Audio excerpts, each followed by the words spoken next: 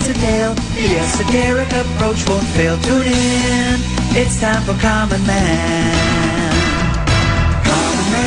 Common man, charms the housewives like no one can. What'd you shoot? Where'd we play? Non-stop nonsense on deck today. Tune in, it's time for Common Man. Oh boy! Why should anybody aspire to be a common man, an average man? Do you realize what it means to be average? That means you're the best of the lousiest, and the lousiest of the best. Now, if we demand more and more for producing less and less, while the have-not nations encourage and inspire and indeed require hard work and maximum effort, if we deify the common men while they encourage and reward the uncommon ones, well, the end result of such a lopsided race as that is too obvious to require elaboration. I mean, it's like, hello? Rosa, you don't know nothing.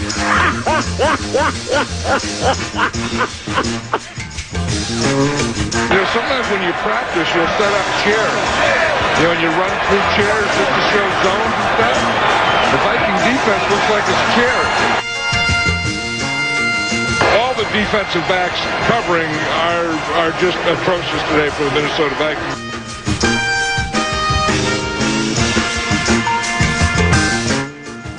He has no chance.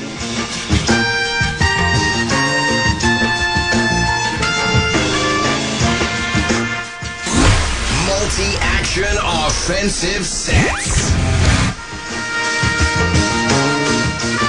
This is not Detroit, man. This is the Super Bowl. Boy, how disappointing is that?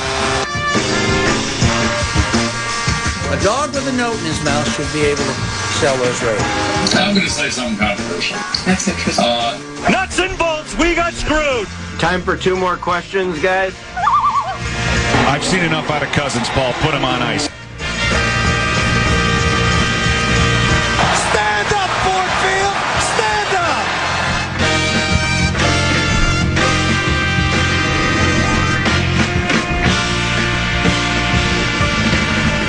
I'm unlimited. Mr. Unlimited. Tuesday night. Probably the biggest at bat at night. First and second with no outs, and Godire swung on a first pitch fastball down and away and grounded to double play. We got to have a better at bat there. That one really hurt. I think the game kind of changed after that. It didn't look good after that, and that was a little disappointing. Michael just chased. He just chased a bad pitch. I'm a fraud. Yes. He's the clown from Brown. He's the 4th in the North. This is the Common Man, Dan Cole. Settle in, batten down the hatches, and buckle up. It should be a fast-paced, controversial Common Man program today. The Spurs draw first blood in the highly anticipated Western Conference Finals in the NBA playoffs. The Habs, they eliminate the Buffalo Sabres in overtime. Game 7, must win Game 7, win or go home in the Norris Division Finals. The Twins win with a couple of Josh Bell home runs, but there's some questions about Jeffers' wrist. The Vikings will be going to minicamp very soon, and Otis, with all of those topics to get to, where do we start? Let's let the Wheel of Topic decide today. Wheel of Topics! Did the other NBA series start? I don't even know who played. Commons Golf Game. It's working, Andrew. What'd you shoot today? 81. Where'd you hit it on? Where'd we play? Loggers Trail. Where'd you hit it on? 1? Right up the gut. How far from the green were you? We started on 10 again at Loggers today, so I was still a long way, so I hit a hybrid. How far from the green were you? At that point, I had an iron in my hand. I think I had the 7 iron, and I flared it a little bit right, went into the bunker. Then what? Hit an okay bunker shot, and I made bogey. Then what? I had 2 doubles, but I had a birdie, and I was hitting the ball. I'm hitting the ball so well. It's like I'm just right there. I'm about to. It's sort of like. Here's my explanation. I would use or the example. I don't even like talking about myself. Why did it land on Commons Golf Game? you're in a dark room and you're looking for the light switch, not only am I on the right wall where the light switch is, I found the wall. My hand is really close to the light switch. I'm about to start to really play some good golf. Doing the things I used to do. The club is my brush, the ball is my paint, the course is my canvas. So I really enjoyed myself today. And I won't be distracted as I normally am. I don't need to make any tee times. My tee times are all locked up through the end of the week, so we're all set there. I did not... I wished I would have stuck with the Spurs. Did you watch any of the Spurs versus Thunder game last night? I watched the last couple minutes and then of regulation and then both overtimes. So all the clutch time stuff. Oh, it went to double. Because here's what I watched the beginning. Because I told you yesterday I was anticipating this seems like a really nice matchup. And then it finally dawned on me, I don't like the National Basketball Association. I literally 10 minutes into the game, I said, why am I watching this? I don't care who wins. It doesn't do anything for me. Then I checked the score when I get up, and I wished I would have done what you did. And that is catch the last few minutes of regulation and then watch the double OT.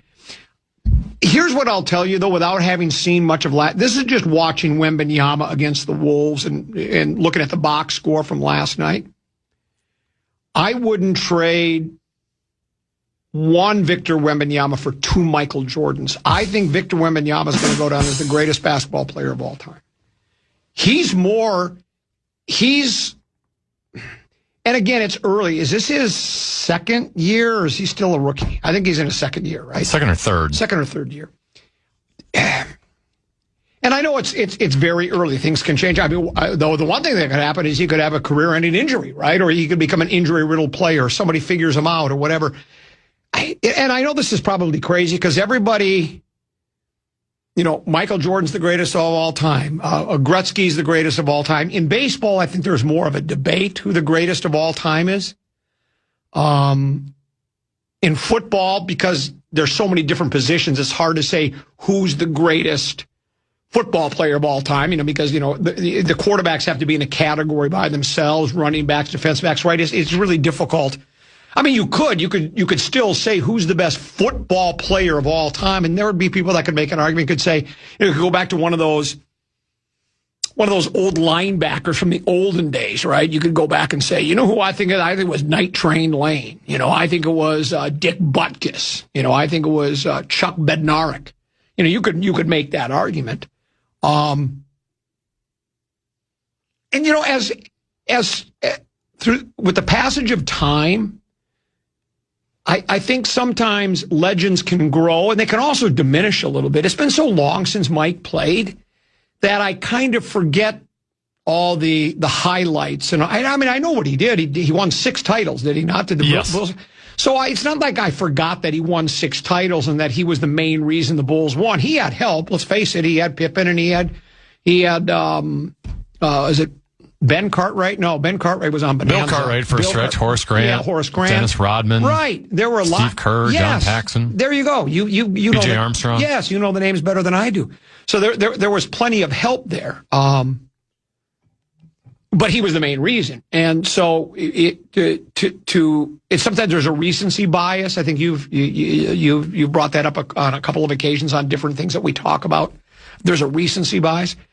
But this Wembanyama guy is just, I mean, he can rebound, he can block shots, he can play defense, he can score, he can do so many different things, and it's a long way to get to where Mike was, or Black Mamba, or Jabbar, or Russell, or Chamberlain, but he's off to a really good start. It's sort of like the guy that I remember when, I think it was I can't remember what year of the Tigers it was, but they got up to like a 35-5 start. I mean, it was just incredible. They just didn't lose games. All they did was win. And he is just, what's the word they use? Unicorn? He's just so different. He's just, I don't know if he will get to Michael Jordan. What do we always say about Jordan, the rarefied air of Mike Jordan? But he's well on his way, Tenna. He's such, and I like, and obviously you can't teach height. I mean, length. And the height and length, you can't teach that. I mean, if you took a foot off of his height and he was 6'4", he'd be a good player, but he'd probably just be an okay player. But he just changes everything, especially down in the paint. It's hard to go to the basket on him. It's hard to shoot over the top of him. It's hard to pass around him because he can just reach his arms out. And man, his teammates can be aggressive defensively, knowing Wemby's back. If I get beat, well, Wemby's there. That's exactly right. So now you can get in their front pocket a little bit. That's a very good point. That's another. And it's just, he's fun to watch. It's enjoyable to watch him play, to see what's next in his bag of tricks. But yeah, he changes. You're right. That's another thing. He does change how aggressive the rest of the team can be. And then look at he's got a lot of pieces around him. I mean, they can flat out shoot, play defense, and score and get to the basket. And maybe part of the credit, I guess, has to go to Wembanyama because of his presence on the court. But I still think they'd be a really good team. And going into I had no idea how good he really was because I had not watched him play. I knew about him. I saw a few highlights, this, that, and the other thing. And that's why I thought, well, the Thunder is going to be the next dynasty, and they're going to win. They're going to be like Golden State. They'll win 4 titles, 5. I don't know about that anymore with Wemby now. I mean, they're still real good, and it's early. It went to double overtime. It's still it's wide open.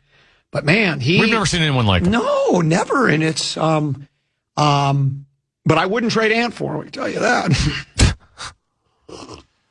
Not in a million years. Would you trade Wemby for 2 Ants? Well, maybe for 2 Ants I would. But yeah. So anyway, there and then Did the hockey go double overtime or just overtime? Just one overtime. Just overtime. Montreal. And the Habs win.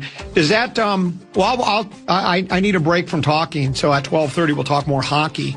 Because I want you to kind of, my question, so you can ponder a little bit. Are the Habs a surprise at all? Was this expected them to be a team that would go deep into the playoffs? We'll talk about that. Peek at the purple on the other side of the break. There's also Program Password. It's quarterfinal action in the Program Password Invitational Tournament.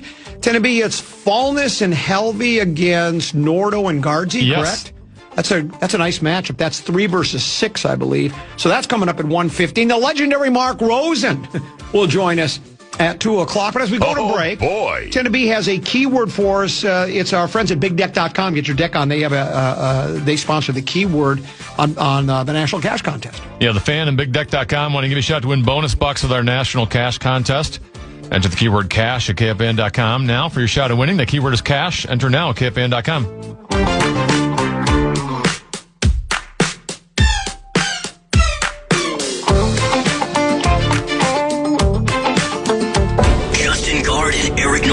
Take on Zach Halverson and Kevin Fallness today at 1:15 p.m. and the Program Password Invitational. It's in town. From Santana, the Doobie Brothers, 311, Chris Stapleton, and more. Your chance to win is waiting. Enter now at KFAN.com, keyword contest.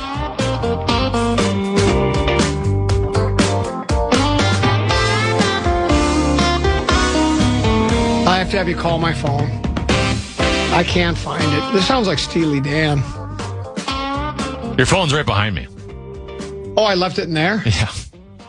Is there any Vikings news on my phone? Because if there is, that's where I was going to get it from the purple. Big news today, even though it's not surprising news, but the Vikings officially getting the 2028 NFL draft. So it is official. We will host, yes. Peek at the Purple brought to you by Affordable Electric, your old home specialist. May is Electrical Safety Month. Affordable Electric is here to remind you that safety starts at home or your business. Licensed electricians are ready to help. Safety inspections, surge protection, panel upgrades. Can they keep you safe? Because even small issues can lead to big problems, whether your space is old or new. Affordable Electric will make your electrical system safe, efficient, and up to code. Call 612-331-VOLT, 612-331-VOLT, or go to affordable-electric.com, affordable-electric.com. And remember, Affordable Electric is shockingly affordable. So I'm waiting for when the draft draws closer, when we host it, where they'll say, do you think it'll even out the amount of money brought into the community by the draft? They'll have some outrageous number like $1,486,000 is brought into the community by people coming here to rent cars, hotel rooms, eat food, drink a lot of alcohol. But then they'll say $1.2 billion in office productivity is lost from people paying attention to the draft leading up to it, all the mock drafts, right? So they'll have two sets of numbers, one, how much it brings into a community, and then how much it costs the people from people not, the businesses from employees not paying close enough attention. It ain't like having the big game, but I guess it beats a sharp stick in the eye, right, Tenna? The National Football League. You know, they talk about this all the time about how, and I don't know, tell me if you believe this. When they have, like, the draft here, okay, they'll, during that Friday or that Thursday night, and then the Friday and the Saturday, particularly the Thursday night, the first day of the draft, they'll have, every time they come back from break, they'll show the skyline of Minneapolis. Here we are, Minneapolis, U.S. Bank Stadium. And they'll say, well, that's just like spending, that's like the Chamber of Commerce spending hundreds of millions of dollars on advertising for tourism. So really, do you really think there are people that be watching and go, hey, Minneapolis skyline looks kind of cool. I think I might go take a trip to Minneapolis. I think that's a little overrated. Yeah. Even if it's in Tampa Bay or Las Vegas or Los Angeles, most people, I think, know vacation locations, places they might want to go. I don't think that's going to trigger. To me, it's more like we watched Aronimink. Now, it's not a public course, but it made me go, well, that's a cool golf course. I'd like to play that sometime. Right now, you can't because it's private. But I think something like that is a little more likely. I just don't think anybody's going to be watching the draft and go, Minneapolis and St. Paul looks like a great place to, maybe not even just vacation, but to move my family and settle down and make roots. I just don't believe it. But then what do I know? Peek at the purple. I've never seen a skyline and said, I have to go there. Exactly. Now, if they were showing Tuscany, I would go, that looks like a place where it would be stress-free. Or if I went there, there'd be all the stress in my life would be gone. That might work. Like if someone tweeted that out or put it on their Insta account and I saw that, maybe that would make me go. That would be a great advertisement for the Tuscany Chamber of Commerce because it's stress-free is what I'm told. Peek at the Purple, brought to you by our friends at Affordable Electric. For all of your electrical needs, affordable-electric.com. Affordable-electric.com. They are shockingly affordable. Were they going into the season, Tennessee, were the Canadians an odds-on favorite to be one of those teams that would contend for the Cup, or is this a surprise, or where are they? Because I don't know. No, they hadn't been a playoff team for quite some time. They've been in rebuilding mode. So, yeah, I think they're the regular. They have a lot of good young talent there. So sometimes it's just a matter of when that young talent finally reaches the next step. And Martin St. Louis has done an awesome job, apparently, because they've really had to handle a lot of adversity so far through the playoffs. It's 2 Game 7s that they had to go to in both of their series. Yeah. Both their series are back and forth, flip-flop, 1 game at a time. And they get it done, in the Game 7 against Tampa Bay. They only had 9 shots on goal, right? They couldn't even create any offense, but they had just enough, and they just know how to figure it out at the right time, apparently. I wonder what that is, if that's coaching, if that's just a mix of players. Probably your opponent has something to do with it because, I got to think, and you tell me if I'm wrong, I don't think the Canadians, this is not an excuse for the Wild, because you know me, I'm not a big excuse guy, but their road to get to where they are was probably not quite as challenging as having to get through Dallas and then try to get through Colorado too, right? I don't think anyone's road is that challenging. Right. Yeah. So I mean, they were playing Buffalo, who's very similar to them, a team that hasn't been in the playoffs for a while, has good young talent that finally emerged this year. Yeah, the first round Tampa Bay has been one of the best teams the last decade, right? But they're getting up there in age. So they're a lot of players on the back 9 of their careers don't have the young legs they once did. So yeah, but I mean both. I would take the Wild and Dallas in a playoff series over Montreal. Right. And then not that I care enough, but I sort of have a soft spot for Buffalo because they lost 4 consecutive Stanley Cup Finals all those years ago. Back when Jim Kelly was the centerman for that club, Thurman Thomas was a goaltender. They lost 4 I always love that one. Buffalo's never won a cup, have they? No. Well, you talk about, I mean, we think we've got it tough here in Minnesota. They've never won a cup, and they've never won a big game either. And that's their only two professional sports. They don't have basketball or hockey, so they have a basketball or baseball, so they have even less of a chance to win the whole thing. But, yeah. 4 big game losses in a row has been well documented. And then their opponent... I still think the Bills are going to get I know the Bills are probably getting to the point now where people just don't think they're ever going to do it. I still think Josh Allen's going to pull it off one of these years. Remind me last year.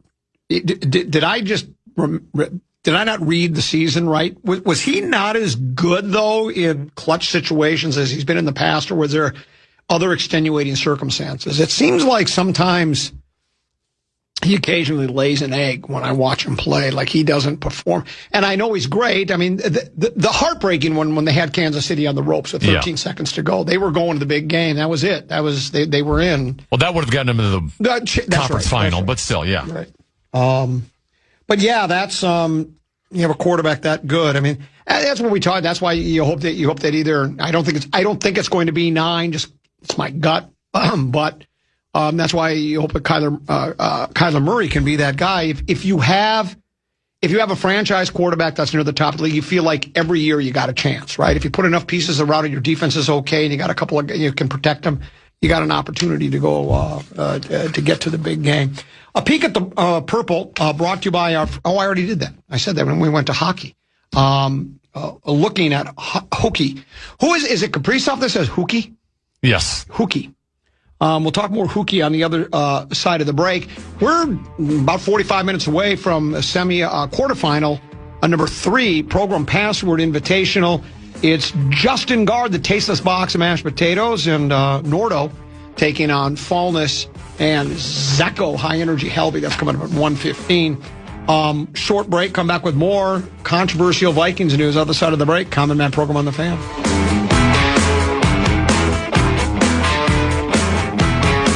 The Common Man. KFAN welcomes some great shows to Treasure Island the next year, including Gabriel Iglesias on July 31st, Joe Bonamassa on August 15th, and Snoop Dogg on September 5th. Get the complete details on all of our upcoming shows on the concert page at KFAN.com, keyword calendar. I'm disappointed you didn't say Joe Bonamassa. Joe Bonamassa. Yeah, thank you very much. My friends at the Phoenix Residence will be having their annual golf tournament June 8th out at River Oaks in Cottage Grove.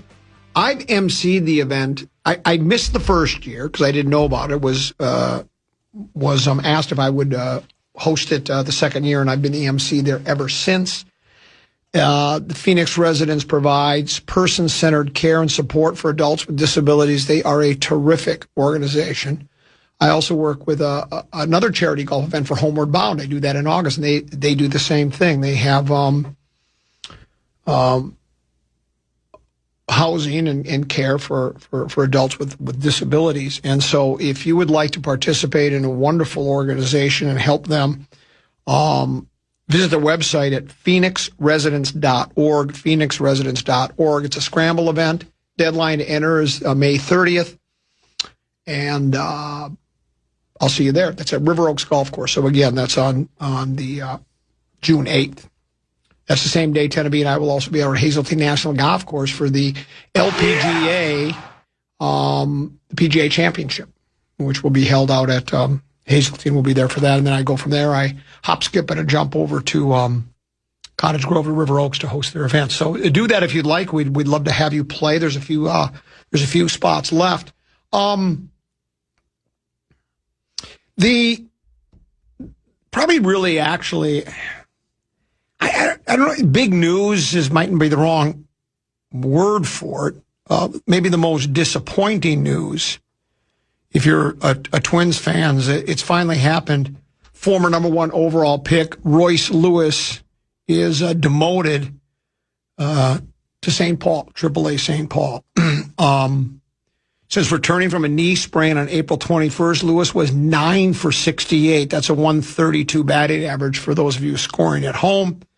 2 extra base hits, 5 RBI, 4 walks, 25 strikeouts. The Twins, I'm reading from Fisher Factory on the west side, Says the Twins gave him a few days on the bench, batted him at the bottom of the lineup, and tried to select better pitching matchups for him, but none of it worked. The only thing they had left was throw underhanded to him or let him hit off a tee, and they won't allow that in Major League Baseball. They just won't. Derek Shelton, who is the Twins' bench boss, said he's grinding a little bit, maybe a bit of overswinging. There's a situation where guys they don't have their A swing, and they try to overswing to do too much. Lewis, who starred for the Twins in 2023 and hit 2 home runs in his first playoff game to end the franchise's 18-game postseason losing streak, hasn't looked like his old self at the plate for more than a year now. He hit .237 with 13 homers, 52 RBI in a career-high 106 games last year, prompting him to hire a private hitting coach for the first time during the offseason and try to find more consistent swing mechanics. The offseason changes didn't stick. He's hitting .163, 3 homers, 13 RBI, 13 games, posting a .539 ops.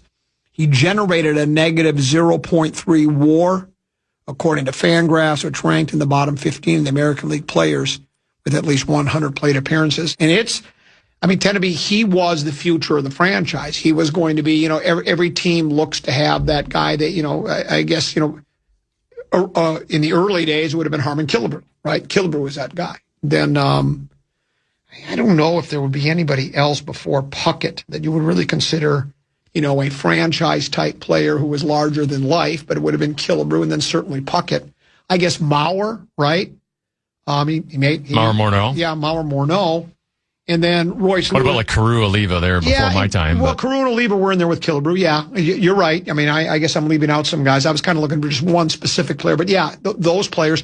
And Royce Lewis was supposed to be that guy. I chide Lavelle all the time. This was when Lewis was just about ready to come up to the big club a few years ago. Maybe it was even before that. And I cornered Lavelle in Abbott's office, and I said, if I could guarantee you the Twins, you can't do it, of course, but if I could guarantee the Twins would win a World Series, but you'd have to trade Royce Lewis, would you? He said no. He said Lewis will be that good that he will be he will be a cornerstone of your franchise that you can build around, and that he's good enough where if you get the right pieces around him, he could lead you to multiple playoff appearances and maybe even get you to a World Series. And he's been just, not just mediocre, he's been bad. And I remember when he said, I don't know if it's being cocky or if that's just the way he really felt, but when he said he didn't believe in slumps, there were no such thing. Because my guess tended to be is until he had his first slump in the big leagues, which, remember that story that came out that was listing the longest slumps in Minnesota Twins history? Of the top 30, he had 2 of them, 2 separate ones. And he said, I don't believe in slumps. And I imagine until that slump, he probably had never had one, right? Going all the way back to Little League baseball and through high school. And I don't know if I'm assuming he played some college ball and then, went to the minor leagues, maybe went straight to the minors. I don't know. He probably never had a slump, so he didn't believe in him. He was always that good. He was almost a natural.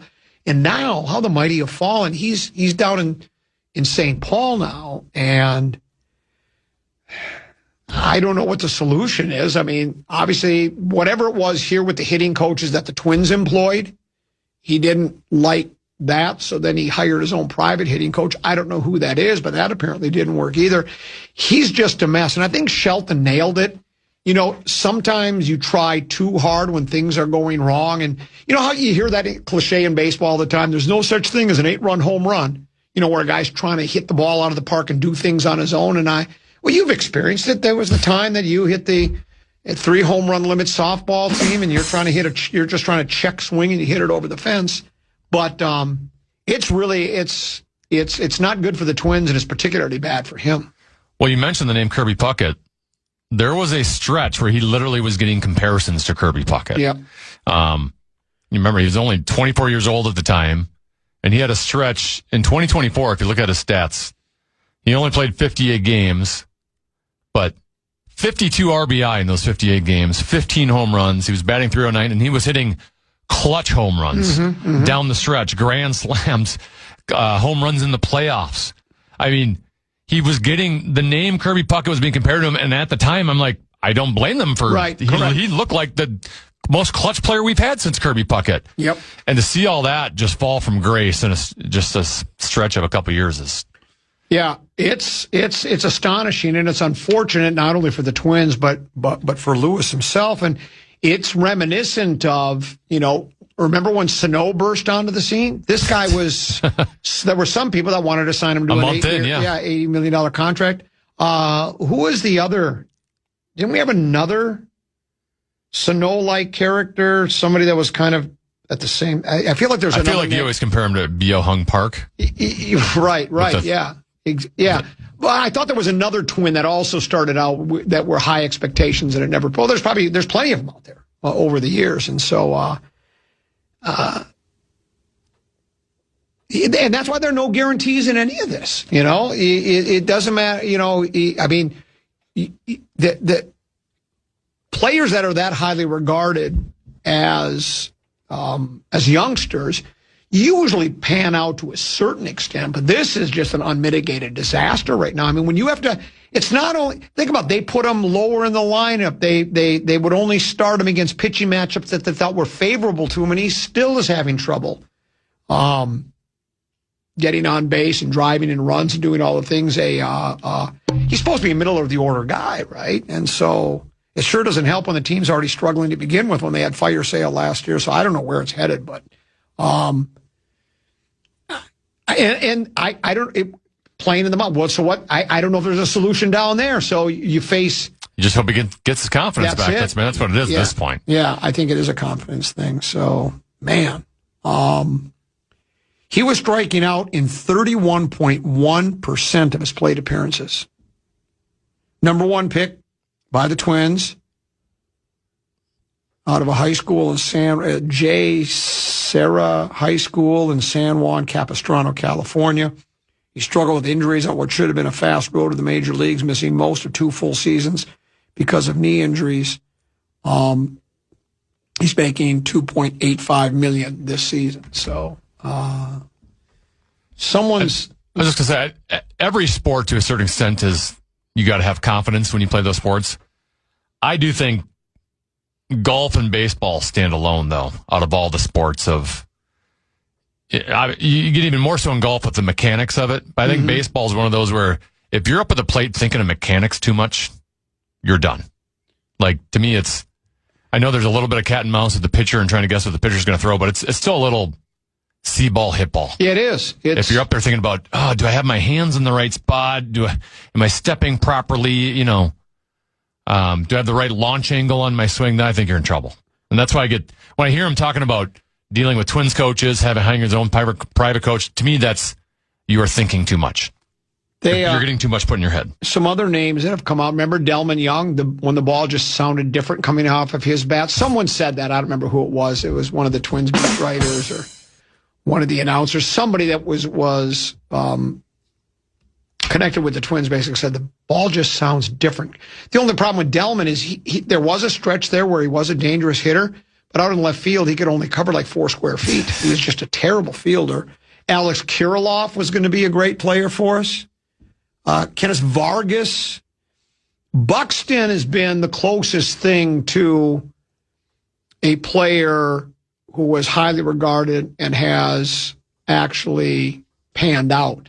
It's been, for him, it was health. It was the inability to stay on the field. And gosh, Tenneby, you remember we begged him to quit slamming into outfield walls when you're trailing 8-2, 8th inning, and you're trying to make the circus catch and you're slamming into the wall, and then all of a sudden you bust up your shoulder, you're out for 6 weeks. I mean, there's no need to do that. And now that he's staying healthy, he's missed. Is he back in the lineup now? I didn't look. I know he missed a few games. He's been out for a while. Yeah, he's been out for like 5 games. He's been 5 games now, 5-6 games. So he's out. But they haven't put him on the IL list. So. Well, that's it. That's the thing there. So, yeah, it's unfortunate for Royce. And then someone texts, I wonder if Rosen would trade Royce Lewis for Victor Wembanyama. I'm not sure if he would or not. I think there are other people that probably would make that deal, but it's not going to be me. And then you look at all the Twins headlines. None of them are really very good. Topa got demoted, and he was supposed to be a guy that we were expecting to I don't know about anchor the pitching staff, but he was supposed to be. Jeffers sidelined because of a broken bone in his left hand. Yeah. I mean, he's maybe game in, game out, one of our better players. Simeon Woods Richardson unfazed, moving to the bullpen. But Twins coy if it's permanent. So yeah, and in spite of all that, they've actually been hanging in there a little bit over the last week. Yeah, they have. Yeah. Well, and you pull up the standings. Let's do MLB standings. I haven't looked at them in a bit here, but the MLB standings.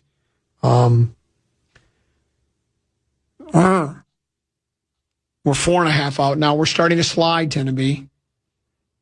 Looks like the Guardians are starting to play a little baseball. They're 7-3 in their last. See, they're pulling away now. It's over. But we're a half game out of a wild card spot, so that's true too. So, all you can do is keep your fingers crossed. That's all you can do. So, David Ortiz. That was, remember Big Papi? We gave up on him. Yeah. And that was because the Twins loved at the time. It's funny how the franchise has changed their approach to baseball. With Ortiz, didn't they try to get him to hit to the opposite field? They were annoyed. They know, well, you need to hit to the opposite field and move runners along, because we used to play baseball. That's how we baseball. We used to play baseball the old-fashioned way. Then we got to the point where we were Bomba Squad, and what we wanted to do was hit as many home runs as we possibly could. And the Twins, if you remember, was a few years ago after they made the playoffs, they said, we're not going to change the way we approach it. We're going to try to throw the ball as hard as we can on the mound, and we're going to swing for the fences and try to hit home runs. And so Ortiz leaves, and well, the rest is history. So, Big Pappy. Was it Poppy or Pappy? Big Papi. Big Papi. Hall of Fame, right? Yes. Red Sox? How many titles did he help him win? The one that got away. Yeah, he was the one that got away, and that's going to help. And for years, we needed like a big power hitter like that too in the lineup. Yeah. But we wanted to hit to the opposite. We wanted Piranha ball. Yeah, we wanted Piranha ball. And you and I have discussed this before. I actually prefer baseball the way it used to be played, when, the home run was, who doesn't like a home run, especially in a clutch situation, right? But I liked when you try to get guys on base, advance them, hit to the opposite field. That was part of the reason that I think they had to bring a pitch clock in, because you were either seeing a strikeout or a home run, and the game was just getting boring. It was just station to station kind of it was just not. It was baseball to me that wasn't very appealing. And, how have you felt about the shift rule? I feel like no one's really complained about that since they made the rule change. Yeah, I didn't like it at first because I liked the idea. I think I did compare it at the time to why don't you just let him hit the ball off a tee? It's like if a hitter can't learn, if all he can do is hit it to the left side of the field, well, then you better learn to be able to pull the ball, or whether you're right-handed or left-handed hitter, you need to hit the ball where they ain't, as the old saying used to be. And, but yeah, I guess I don't mind it as much as I did. I was really against it at first. I thought that's just ridiculous. And, I was against the pitch clock. I didn't like that idea either. And the pitch clock's the greatest thing to ever. It might be, of all the rule changes and all the four men's major sports, that might be the most significant, that I think, and it's the most positive. Makes the game way more reasonable time. Well, sure, 2.5 hour games instead of that 3.5. And as someone who brings kids to games, right? When that thing could go 3 and 3.5 hours, you're like, we don't know if we're going to stay this whole time. Correct. We're going to leave at the 6th inning. Well, and especially the slowness that the game developed. Yeah. Wasn't so much because of strategies in this. It was because of the batter, every single pitch, having to step out of the box, rearrange his batting gloves. He'll hold up his hand and then dig back in, and then ball 2. Then he would do it again. And then the pitcher, of course, he's going through all of his machinations. And now they don't have time to do that anymore. It's like you have 20 seconds. You got to be back in the batter's box. And I don't think the game has suffered at all. I don't think have batting average has gone down. Have pitching performances not been as good? I don't think it's changed anything other than made the game faster and more enjoyable to watch. So, I mean, by the way, I have Samson is playing baseball. Yeah. With 8 and 9-year-olds. He has a teammate on his team that was pitching the other day. Okay.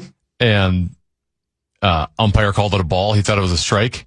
He immediately starts tapping his hat on top. No, come on. Asking for a challenge. I don't know how many people in the park even noticed it. I just thought it was hilarious. He was challenging the 8-year-old's challenging the umpire's call. The 8-year-old. Imagine if you're the umpire thinking, kid.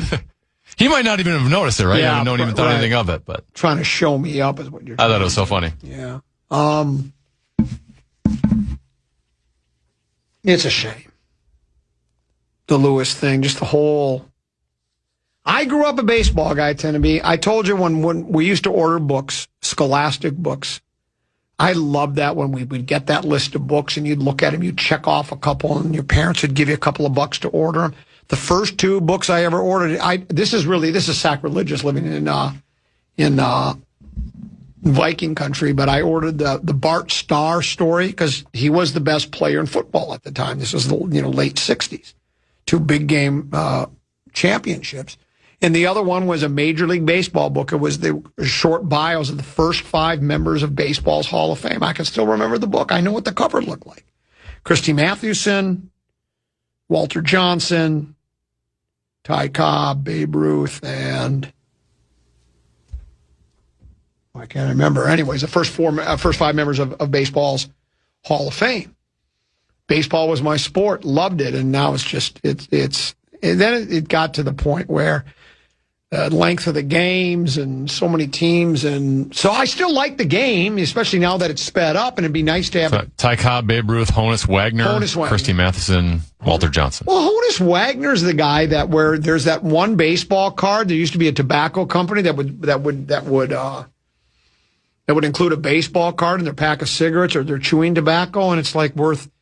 And they're paying millions of dollars for an old beat-up card. Someone said you were against stadiums.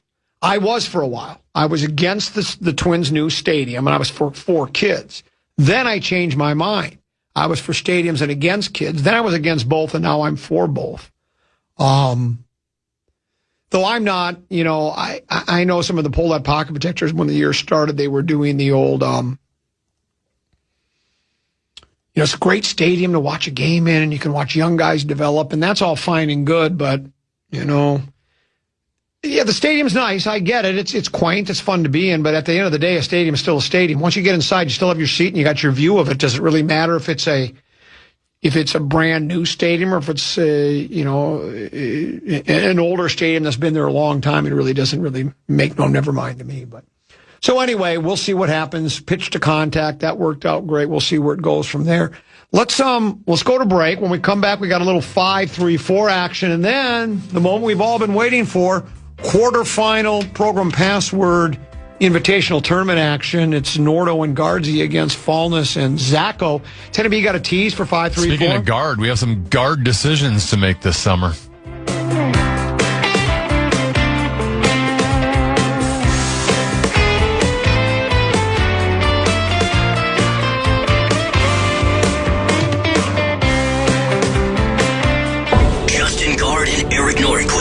Zach Halverson and Kevin Fallness today at 1:15 p.m.